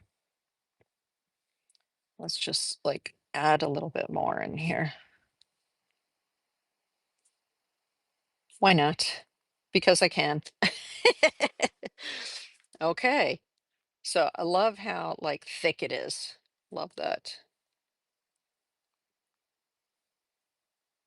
Just thicken it. There you go. Clouds. So, but I like the purple against that. I think that's really cool. Now, right underneath there, I see some like bluish, when you're looking at clouds, I mean, mountains and they're really far off, they're like just sort of a hazy blue instead of being hazy blue purple. So let me see, which palette knife do I want to use? Which one? Which one? I think I'll use this one. And so what I'm going to do is mix some of that dark blue with the purple that we just had. So you can see it on screen there. I'm mixing some of the dark blue and purple to get sort of like a haze, a hazy blue. And I'm going to put in like kind of a little bit of mountain stuff going on there. Okay. Now, if I feel like there's, oops, too much on there. Hey, you, clean. Isn't that awesome? So I'm going to clean this first. Often I'll mix colors and then I clean it before I go to my surface to start putting it on. Ah, not quite blue enough. Okay, let's add that little bit more blue. And now I'm going to just sort of build like what's going to be a sort of a set of mountains over here. I just turned it, I was going this direction and I just turned it this direction so I can get like little mountain peaks right there, like the effect of mountain peaks. Okay. And then it's like just barely anything. Let's put a little bit more right there. And then it sort of tapers off over here. Okay, fun. Yes, yes, yes, yes. All right. Now we've got, now see, I got a little bit more there than I wanted, so I just scraped some of it up and I'm going to just put more paint over top of that. Okay, so I'm going to assume that there's like an ocean in front of that, a bunch of water. So now I'm going to go into my turquoise and I want the turquoise to be, I'm putting some white in with the turquoise because the further away it is, the lighter it's going to be, right? So I'm just going to bring some of this in here, the turquoise. And I love adding like the texture to it with the palette knife. I'll show you in just a second. I'll bring it up closer. Texture. Yes, ma'am.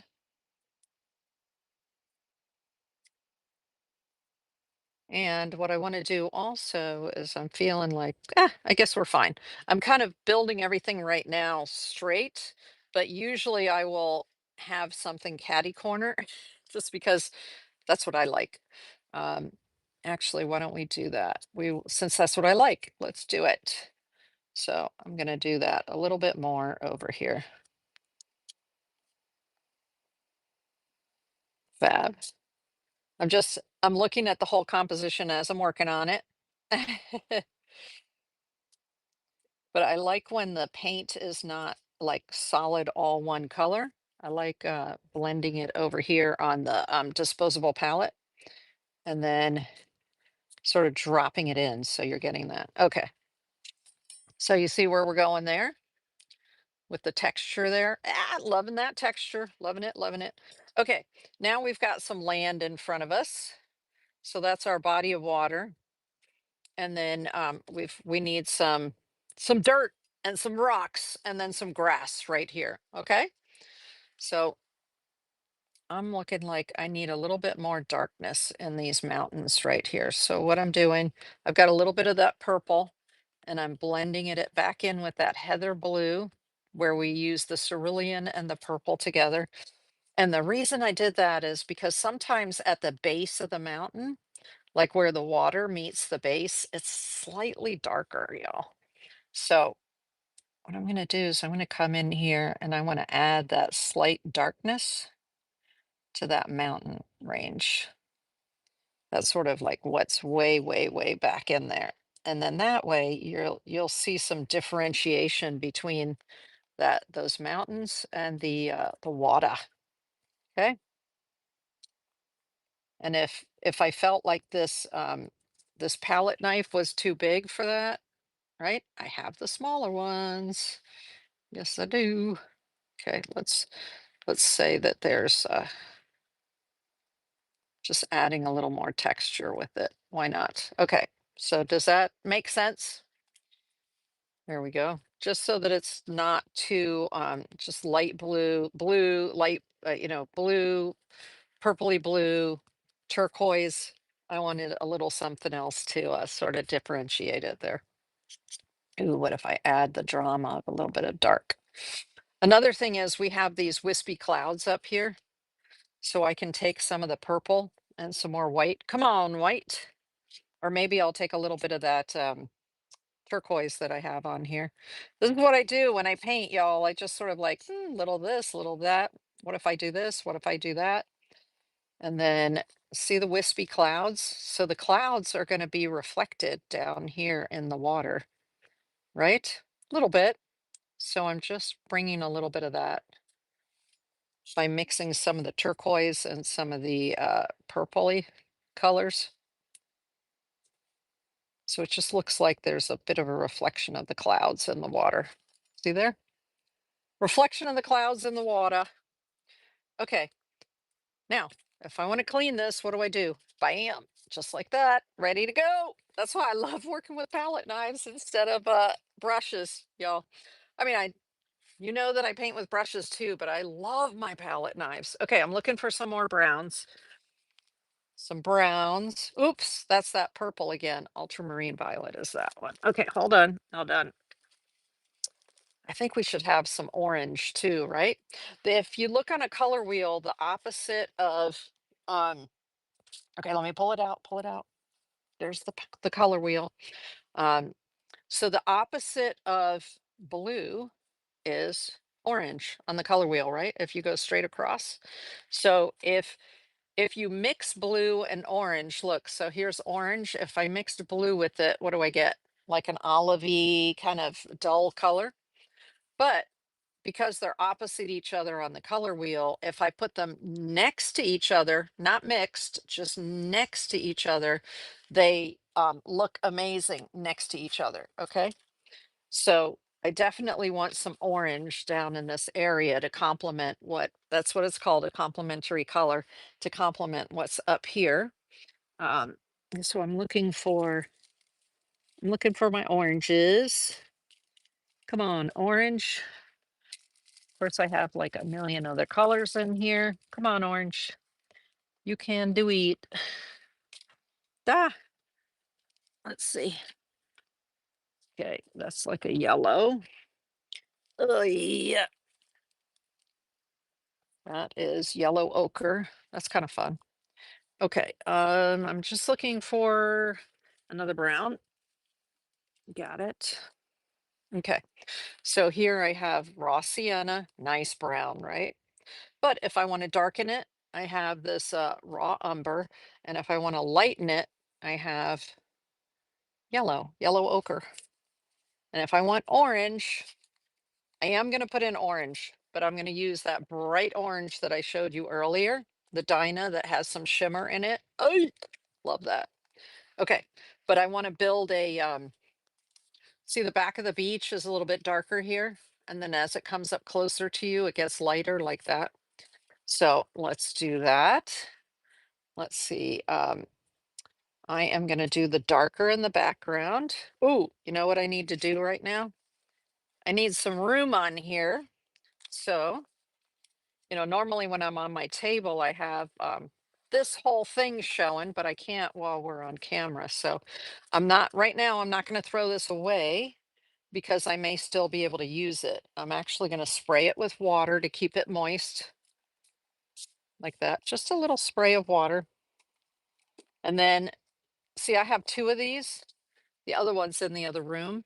So normally I would just set this aside like this and then grab the other one to put my other colors on. But right now, the other one is in the other room. So I'm just going to set this aside so that I can, if I need those colors again, they're handy, right? Because I need to be able to show you what I'm doing here.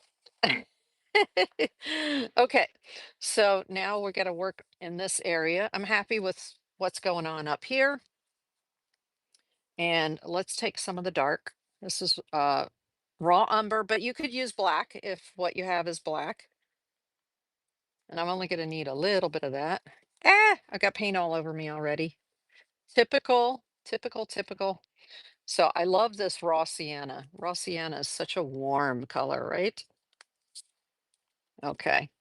And then, so that's dark, medium, and this is yellow ochre. So that's light. Oftentimes when I work on a painting, oh, let's see. Hi there. How long can you go back and change it? Is the question. Oh, hi, Dan, the breaking news man. Welcome in. Welcome in. When has it dried too much to be able to change? Um, Dan, the beautiful thing with acrylic is that after it dries, I can go right back over top of it with either like a glaze, which would be a transparent color, or I can go back over it with an opaque color like that, and it'll literally cover up what's underneath it. So don't worry. I say, my saying is there's no crying in acrylic because once it's dry, you can just go right back over top of it with another layer of paint. Okay. Um, if you didn't like your painting, you could literally take gesso, which is a primer. So here's a white gesso here. You could cover the whole thing and then do another painting. Okay. So that's how flexible acrylic is, which is why my saying is there's no crying in acrylic. You just wait for it to dry and then you can put whatever you want right on top. Okay. Thanks for your question though. I appreciate it. Okay. Next. So we are building this interesting land here. So I'm going to take this one again. That's the diamond shape. And we want a little bit of that sort of darkness back in the back. So I'm actually blending together the raw sienna and the raw umber. And I'm just doing a little experiment here just to see. Oh, yeah, I like it. I like it. But I need a red. I need a red. Come on. Come on, red. I need some sort of like punch. You know what I mean?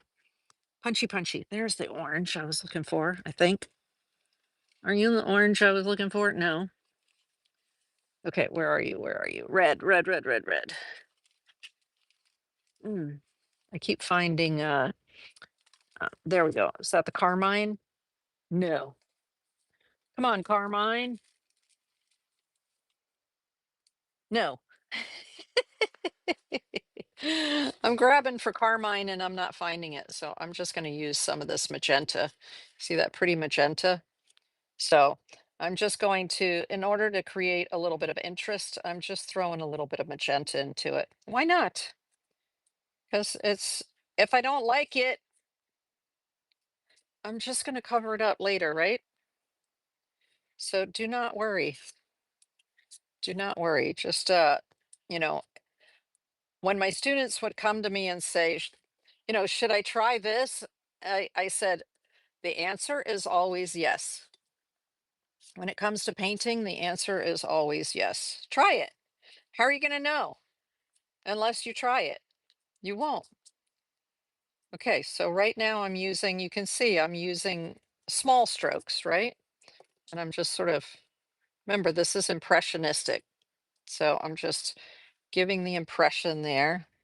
And then, oop, I used up all the raw sienna, which is my medium color. But I don't like just a color by itself. I like to mix colors together so that I get more interest as I'm painting with it. Okay, so we're going to go like a little bit bolder here. All right. So before I was using really small strokes. Now I'm like, okay, this is our foreground. We can start like being little more bold.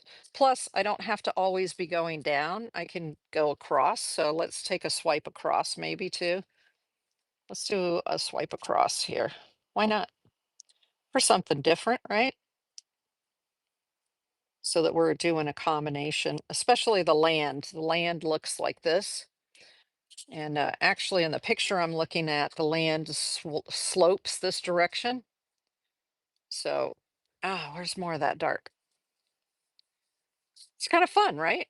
And you can make a bunch of paintings quickly. So it's good warm up to use your palette knife when you're starting a painting session, right? Let's just use the palette knife, start to warm up. What I want to do is I've got a little bit of what's it called, shadowing going on there. So you see that right there. So it's building some interest, right? And you see how that magenta that I popped in there is peeking through the bottom. for something, just to be like, oh, what's that? Little bit of interest. Um, okay, okay. We're cooking with gas. We're having some fun. We're going this way. We're going this way. Okay, nice. So we've got some nice motion going on. Clean. Ah, love the cleanliness of it. Now next, you know what? I feel like this waterway is like, even though the waterway narrows here, it doesn't narrow enough for me. And Dan, the breaking news man, was asking about, can you go over top of it? Well, it's still slightly damp, but it's not completely wet. So so I'm just going to go ahead right over top of it there, because I'm trying to build something that looks more like that in that area. There, why not? I can even do it this way, like this, if I want to get more of the shape going. Okay, so that's a little, it just adds a little bit more interest to it instead of it being Although, if you prefer just doing line, line, line, your composition that way, knock yourself out. This is so individual. Okay, I'm loving this magenta. So I'm going to put a little bit more magenta out, because magenta is close to purple, right? If you look at these two, magenta and purple, they're kind of the same family. So the fact that I'm putting some magenta, like pops of magenta in here, it just sort of reflects what's going on in the sky with the purple. Okay. And I know these two will work well together, because the purple and the magenta, because if you look on your color wheel, here's your violet and your red, right? Right here. So they're called analogous colors. That means they're next to each other on the color wheel.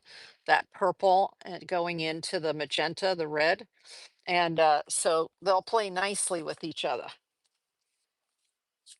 Okay, so I have the lighter color, the yellow ochre right now, and a little bit more of the magenta for fun. And I could just go like this and put this color in, but that's not as fun, right? That's just not as fun. Come on now.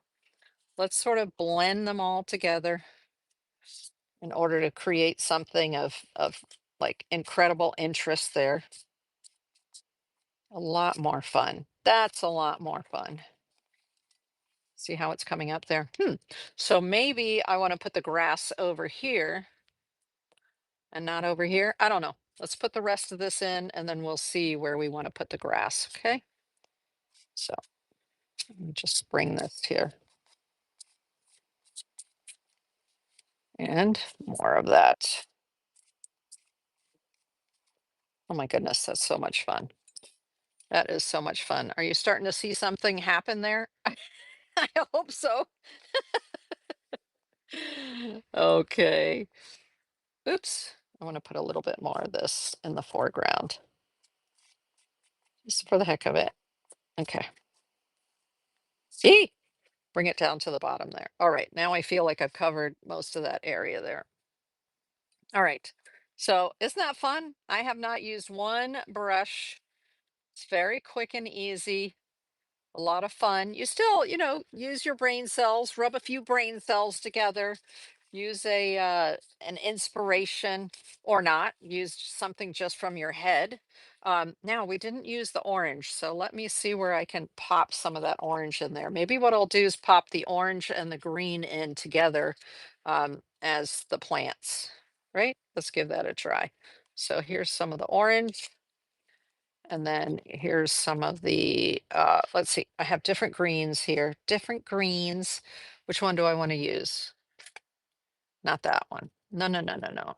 Okay, we're going to use this green over here. So that's permanent green light. That's a nice green. And if it's not light enough, I can always adjust it. Actually, I'll probably add some white to it initially. Ooh, okay, here's the Dyna green. I think the Dyna green is in the giveaway too. See this one right here? That's the same one as this. So nice. Now, I'm just gonna massage this a little bit, and then let's put some of that out there. Woo! Okay, we're cooking with gas. This is fun. Um, so now what we're gonna do is we're gonna be building the grass, and we want it to go on top of here. So normally in the studio, I would walk away, go get a cup of coffee, have lunch, whatever, so that this can dry before I start putting in the grass. And that way the grass will sit on top of this, meaning you want to use a paint that's more opaque, not a paint that's transparent, right? If you're not sure if your paint is opaque, add some white. So let's put some white here. And I'm going to use that a little bit of white with that green that I had out there, the permanent green. Oops. Okay, there we go. So, like I say, normally I would wait, but we're just barreling ahead here. We're having fun. Let's just do it. Okay. Because this area right here is still wet and it's still wet. But you know what? I'll get over it because if I don't like it later when it is dry, I'll just fix it. Right? It's acrylics. No crying in acrylics, y'all. You can just fix it. So what I'm doing here is I'm getting some white and some green on this skinny palette knife. Why not, right? That's kind of fun. Yeah. It's gonna mix, but that's okay. I'm not so worried. Now what I want to do is see which side has more paint on it here. So I'm I tend, because I'm right-handed, to want to work with this side of the palette knife. But right now, more paint is on the other side. So I'm going to have to do it. It's going to feel weird, but I'm going to do it anyway. Bloop. And we'll just do this and start pulling some of that in. Come on now. I need more of it. More of it there. And like that. See, it's beginning to blend in with the other color underneath it because it's not quite dry yet. But that's okay. We're just having fun. Doesn't matter. It's just paper and paint, y'all. So have fun. Have fun. A little bit more here. Just keep dipping in because that's kind of what the picture's showing me is we've got some grasses here. So we're having fun with the grasses. If you wanted it to be more precise, use a brush instead of a palette knife, right? I'm just having fun with palette knives tonight. There we go. So it's not perfect. And to me, that's the beauty of it is it's not perfect, but it's okay. It's organic. That's what we call it, right? That's what us artists call it. Wow, but it has an organic look to it. Okay, let's get this here. And I can put this green on here like this. And then remember that palette knife that I had that looked like a fork? Well, I don't even need to do that. I can just use a regular palette knife and I can do this. You see how I'm just running the edge of it in through the paint and trying to make it give it more um, lineage. I'll bring it up close so you can see in just a second. Very cool. Very cool. Okay. So do you see how that's? Oh, thanks, Queen Bee Vintage. Thanks. Welcome in. Welcome in. So you see how I'm getting like incredible texture there, both from just piling the paint on with this and then scraping back through it with a clean palette knife, right? Now that was only one color of green plus white. So let's add a little bit of orange. And I'm only going to put the orange on the tip here because I'm going to keep the orange um, a little bit lower. I'm not going to put the orange all the way up in there. There we go. So I'm just adding a little bit of orange. Let's add some orange just for fun. All right, orange. Cool. Yee. Just to add a little bit of orange interest because orange is what? The opposite of blue. So it helps helps you to see it. And then let's use the the green, that bright green, right? So, ooh, we're bringing some of the bright green in. Nice. A little bit more bright green. I'm just, as I'm pulling it, I'm twisting this like this, turning it, right? Turning my arm so that the paint here on the edge is depositing more. Okay, just giving it that Dyna color, the color that's going to give me some shimmer and shine. So fun. And it's very textured, very textured. And I like the look. I like the look. There we go. So now I'm just sort of running my palette knife through it, getting some extra lines going,